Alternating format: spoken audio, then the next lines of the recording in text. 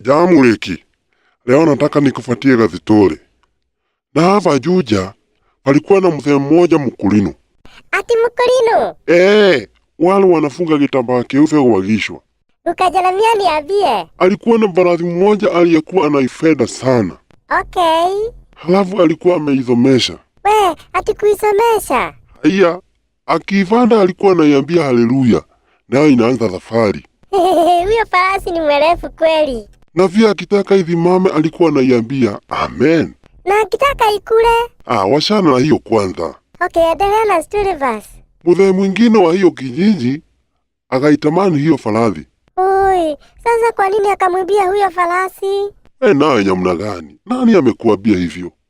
Pale basi endelea tu na story. Yule mzee akakuja kwa mkulino akamwambia muudhie yule farasi. Na akamuuzia? Hakuudhiwa mara ya kwanza, lakini sababu ya kumdhubura sana, mwisho akakubali.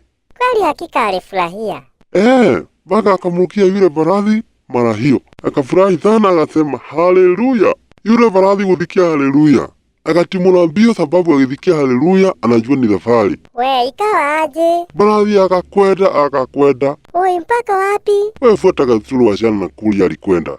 Sawa, tukukajaramia endelea. Mzee akiwa juu akaona shimo kubwa mbele yake, na akaona ataaguka na farasi yake kwa hiyo shimo. Akasimamisha farasi? Hapana, hiyo farasi ni kuogeleshwa. Naye mzee hakuwa ameelezewa lugha ya hiyo farasi. Oi, wakaaguka. Jamuliki, ngojea, hawakuanguka. Okay. Mzee akakumbuka maombi hufanya kazi, na hapo akaomba maombi ya haraka haraka na akasema amen. Farasi kusikia amen, akasimama juu alikuwa amefundishwa amen ni kusimama. Kweli maombi hufanya kazi.